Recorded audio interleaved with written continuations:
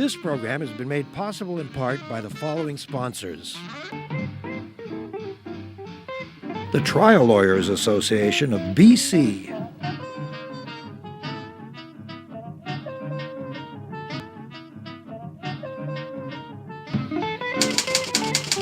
The Vancouver Courier newspaper.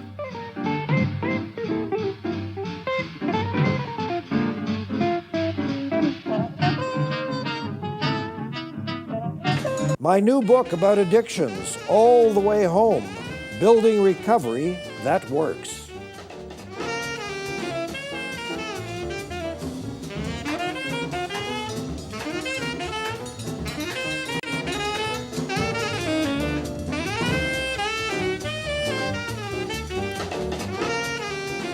I'm not really a rich talk show host, I just play one on television, which made the little encounter at BC Ferries ticket booth on Wednesday, January the 1st, all the more interesting. I held up my gold card, which apparently demonstrates that I am a senior citizen, and I said, "One for Bowen Island, please." And the young lady in the booth looked at me with complete disdain and said, "Well, this is a holiday." And I said, "Great, what does that mean?" Well, apparently on holidays, just like on Friday, Saturdays, and Sundays, I gain 6 years and I become a non-senior again. As if that isn't wacky enough, BC Ferries announced only today, how timely is this discussion, that there are massive slashes to routes, not to fares, and people like me will start paying half instead of getting free Mondays to Thursdays. Our guest is Jef Keighley. Am I saying this right? Keighley. Keighley, yes. Jef Keighley from BC Ferry Coalition. You can visit their website, BC Ferry Coalition? BCFerryCoalition.com. And why would you do that? Because Jef has been way ahead of this curve. He knew this was coming down the pike. And he says he and several thousand other concerned British Columbians, especially those who live in coastal communities, have said, no, wait a minute, isn't this one of our highways? What are you folks doing? Well, what they're doing is they're trying to destroy coastal communities, and they're doing a darn good job about it. Why? Basically, in 2003, Gordon Campbell decided that he would change the status of the management of BC Ferries and move it from a Crown corporation into a quasi-private corporation, a so-called independent model under the Coastal Ferries Act of 2003. And they mandated BC Ferries to gather an ever larger percentage of their revenues from the fare box.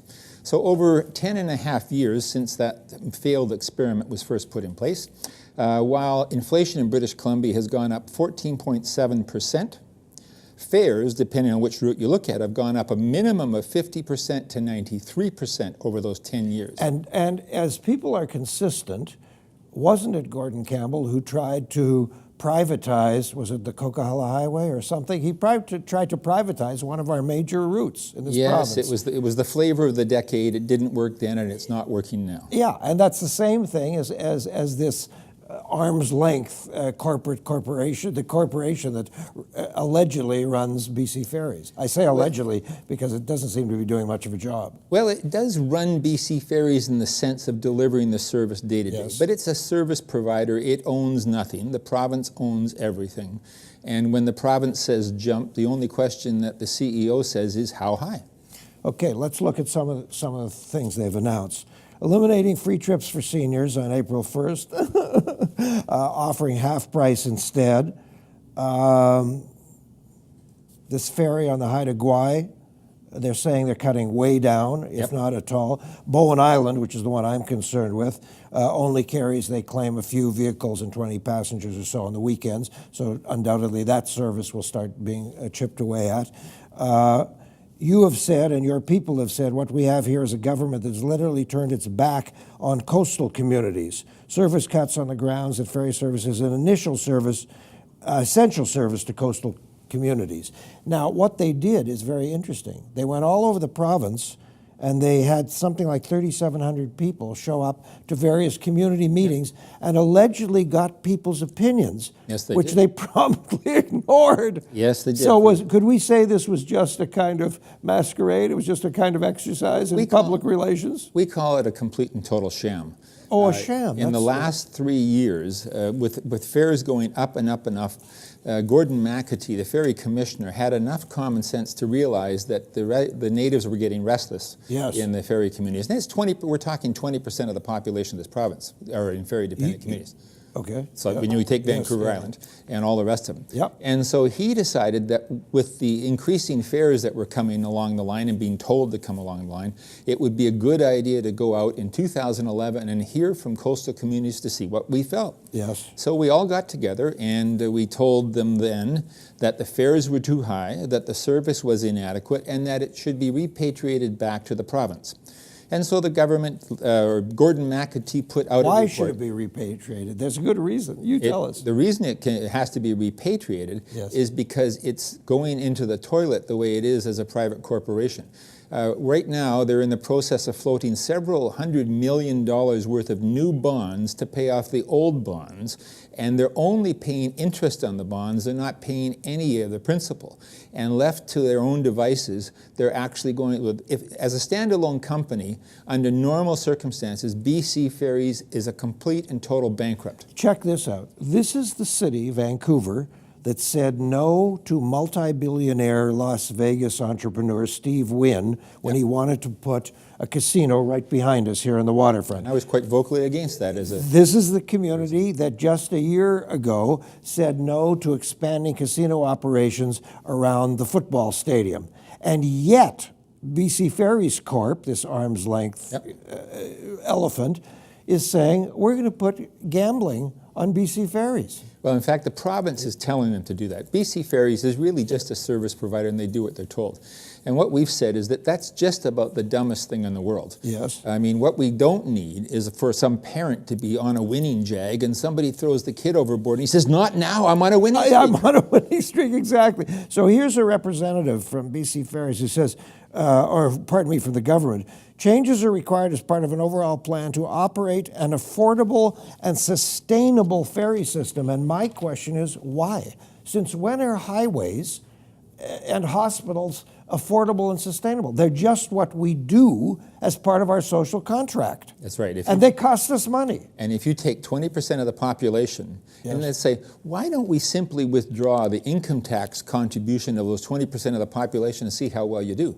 Yeah. The fact of the matter is, the transportation is a public service. In Washington State, they run the ferries in a very similar service at about half the price. The interesting thing about Washington... How do they manage that? Well, both the Republicans and the Democrats in Washington State agree that the ferries are a valued public service and an economic generator.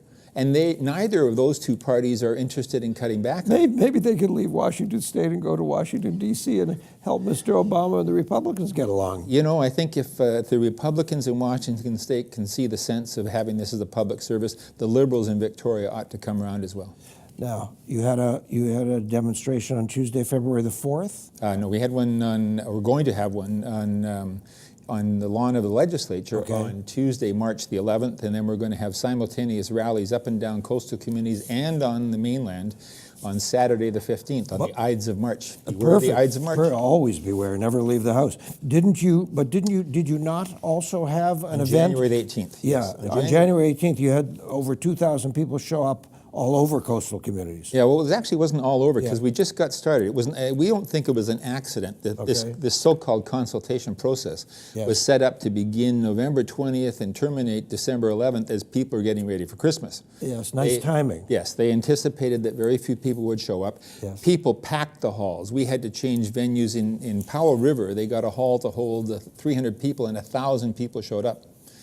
So people are really, really, really annoyed with this government. And they're basically, despite the fact this happened over Christmas, we said enough is enough. This is the straw that broke the camel's back. And fortunately, we're a resilient camel. And we used the opportunity of the government's own meetings to organize. And on January the 18th, on the Sunshine Coast, we had 7 locations to emphasize the fact, stretched out along the highway, in 7 locations to emphasize the fact that this is our marine highway. We were joined by folks in Powell River and on Gabriola Island. In just those communities, we had 2,200 people show up. Let me tell you something. I visit the city of Venice, Italy quite often.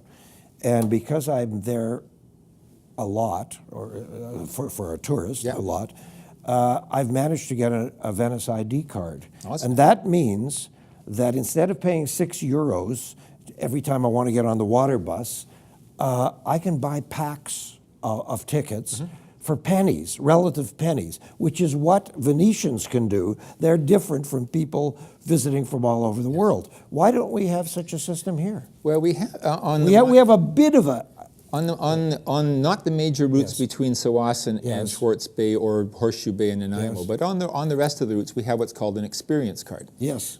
And for reasons that BC Ferries can't explain, the discount is different on every different route. It's not systematic. On our route from the Langdale to Horseshoe Bay, it runs about a 17% discount. But in order to have that, you have to maintain a minimum balance of at least $100. And most low-income people can't afford to park 100 of their scarce dollars for an experience card. So what's happening is while people who are somewhat better off can get a little bit of a discount, the poorest people, seniors, can't do that because they can't afford to park $100 of the money just so when they do have to use the ferry, they get a slight discount. So why is BC Ferries Corp behaving like HSBC and BMO? Because that's what the banks do. The banks say, we'll give you X, but you have to maintain a balance of $1,000 or $10,000 in that account. Because they're being pushed by the provincial government to try and act like a profit-driven corporation. We're now at the point where 93% of the operational costs of the ferries are paid in the fares.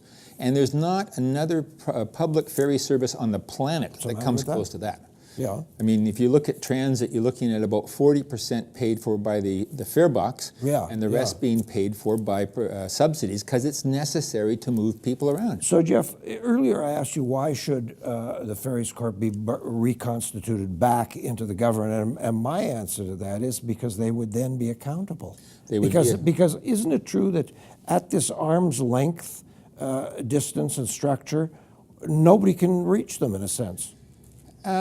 Yes and no. I'm on the Lower Sunshine Coast Ferry Advisory Committee, and we've actually found that in relations with BC Ferries management, they have been reasonably forthcoming with information. Right. But what they tell us is, you're taking issue not with the quality of the service that we deliver, but the quantum of the service that we're allowed to deliver. If you take issue with that, you have to go to our political masters. Give us a different contract and we'll deliver a different contract. Please tell us where the buck stops. We're going to take a little break and come back and continue this conversation about BC Ferries.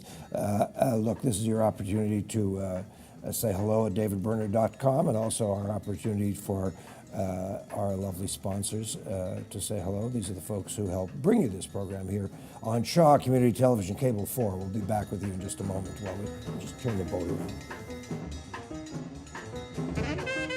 This program has been made possible in part by the following sponsors. The Trial Lawyers Association of BC.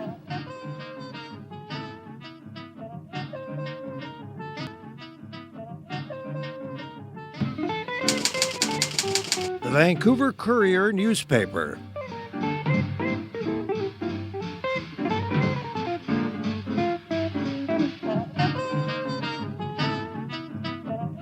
My new book about addictions, All the Way Home, Building Recovery That Works.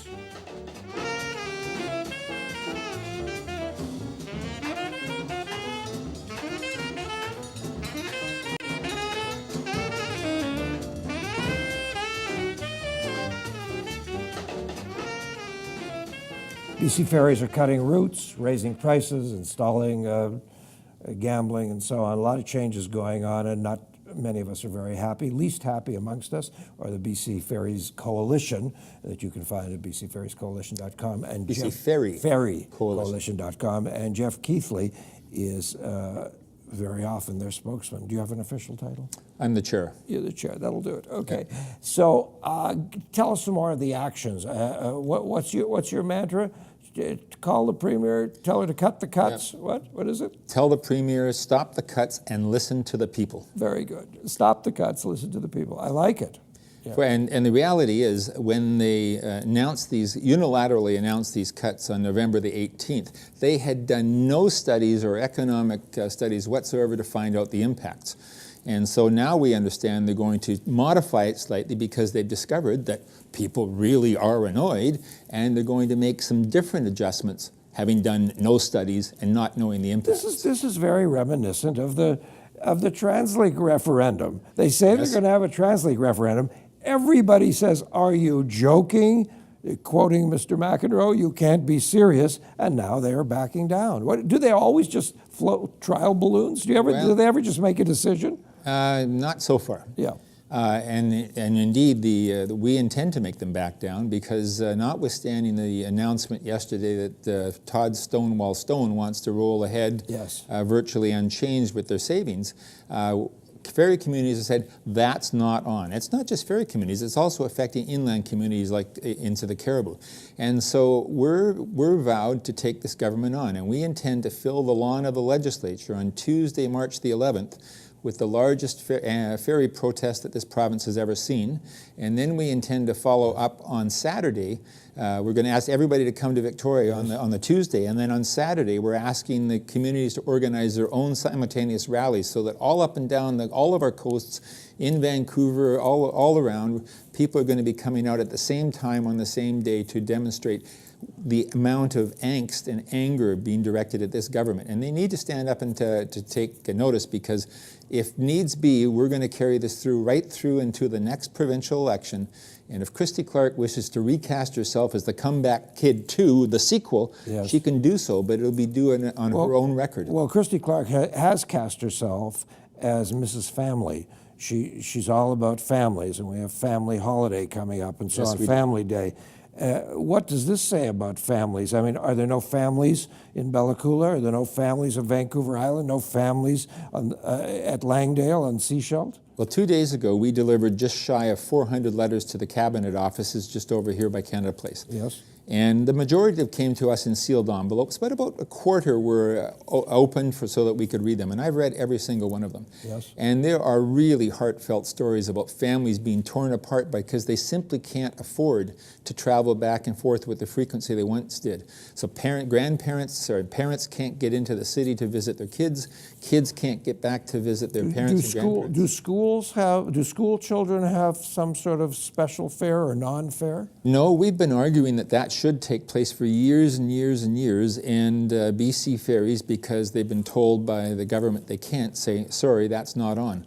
Because the reason I ask is I see dozens of school kids on the Bowen Island ferry every week, so they're there every day. Yes, there are actually some discounts or actually some free travel for Bowen Island kids, but there are none for Powell River, there are none for Langdale, there are none for many others. Bowen Island appears to be a unique situation in that regard. Okay, look, Mike McCarthy, who's a longtime BC freelance journalist, wrote he wrote a terrific op-ed piece in The Sun a day or so ago, which he called War in the Woods Part 2.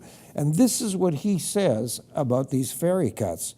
He says, wherever small tourism businesses clash with powerful interests promoting mining, oil, forestry, fracking, natural gas plants, political decisions have been taken at cabinet level to reduce or even eliminate promotion of BC's wilderness tourism. So tourism, which is one of the biggest businesses in the province, and the cleanest money. And the cleanest money has a lot of dependency on, has all dependency on movement, of course, planes, trains, and automobiles, and boats. It has lots of dependency on these boats. So if you start cutting back, what he's saying is this plot that you're suffering under, and all of your colleagues who are concerned about these BC ferry cuts, he's saying it's not an accident. McCarthy's saying this is, in fact, a very quiet way to shut up tourism, ecotourism in particular, and to promote the interests of heavy-duty industry. Yes, and I think that we're very likely to end up going into the next provincial election with Christy Clark still talking about the future promise of LNG jobs, because they're not going to be there by that time, because Australia, every one of their LNG plants have gone 40 to 50% over cost, and the backers are saying we can't get our money out. So there's going to be a lot of nervous investors going into more of that. But what do you make of this theory of McCarthy's? I think there's a lot of credence to that. Yes. If you look at the Circle Tour that runs from Port Hardy to Bella Coola, and Bella Coola through to Williams Lake, yes, represents about $10.7 million of tourism revenue every year. Yeah. The government says they can save $725,000 in a trade-off for $10.7 million.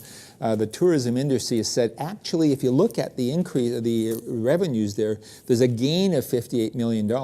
But right now, the summer, it's serviced by the Queen of Chilliwack, which in the winter runs between Earls Cove and Salisbury Bay, connecting the lower and upper peninsula. It goes to Port Hardy and Bella Coola. It carries 116 cars, many overheights. It has a cafeteria facility, lots of lounge space for all passengers to be able to go on board. And it does the trip from Port Hardy to Bella Coola in about 12 to 13 hours, depending on wind and water and currents.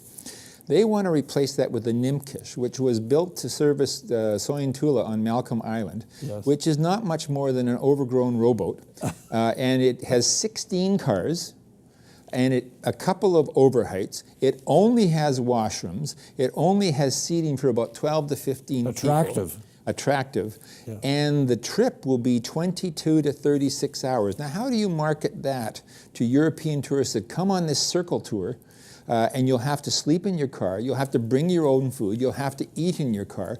You can't run a Circle Tour without a Circle. So we have tourism officials and others, people from colleges and universities, racing off to the Far East, racing off to China and other places, Korea, Japan, doing everything they can to drum up tourism business and talking about these extraordinary adventures, and BC Ferries is doing whatever it can to stab it in the heart. The government is doing it. I mean, as I repeat, it's passing the buck game. Yeah. But, I mean, BC Ferries has been set up as the foil to deflect criticism away from the provincial government. The criticism rests on the desk of Christy Clark and no place else. And even Todd Stone, I mean, he's basically told what to do, and he does what he's told. Stone is the guy I was quoting earlier who said the ferries have to be sustainable and affordable, and I think that's a complete misconception. The only way this is going to work is that they take the ferries back under provincial government control, that the government assumes the total capital costs and the financing for the fleet and the shore facilities. And nobody's looking for free ferry fares on the coastal routes. And what we expect is a cut of at least 30% to revitalize our communities, which we think will boost ridership and the money will be made up. That will turn around the coastal communities, and it will mean we've got a marketable ferry service that we can sell to the world, and people will come because we have a magnificent coast for people to look at. Tell me about the tourism people. I have not seen. They're not visible. Maybe they're doing something. I'm asking you, has Tourism Vancouver, Tourism BC, have these folks spoken up? Yes. What have Tourism they done? BC is actually the body that did the study that said this puts $10.7 million worth of tourism at risk between Bella Coola and Williams Lake. Yes. And once you get people into Williams Lake, they can go north or south and they can spend a lot of money in liberal constituencies. What does the government do when they see these numbers? They just go, oh, well. It doesn't fit their preordained mantra that we are going to make you pay and pay and pay. And our coastal communities are being double dipped. We have no issue whatsoever with paying our fair share of provincial highways budget, which includes free inland ferries. Yes. But what we do take issue with being double dipped by paying an increasingly disproportionate share of BC Ferries.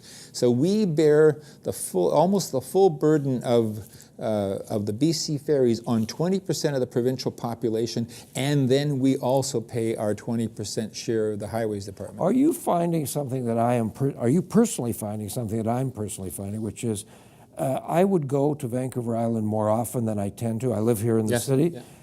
Because if I take my car, which is the only reasonable way for me to go, because I have to get around when I'm there, it's a fortune. Yes, it is. Just on Langdale to Horseshoe Bay is 40-minute ferry ride. Yes. And with the rates, the fare increase that comes in April 4th, or April Fools, which is another 4%, the cost of that 40-minute ferry ride is going to be about $100. You can drive a long way on a highway for $100. Absolutely. Have you found that you're up at Half Moon Bay? Have you found that you and friends and neighbors and colleagues are tending to travel less because of this? Absolutely. Everybody's tending to travel less.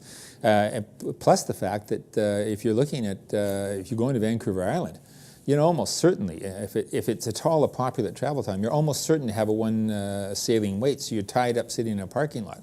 I mean, quite frankly, they need more boats for better service, sail on the hour, and suck the cars off the dock, and people will be happy. And has anybody been able to demonstrate that if they charged half the price, they'd get more people? Well, one of the ferry management people said, there's no evidence that reducing fares will increase ridership. And the answer is, that's because you've never tried it. Jef, thanks very much. Thank you very much. Pound away at all this good stuff.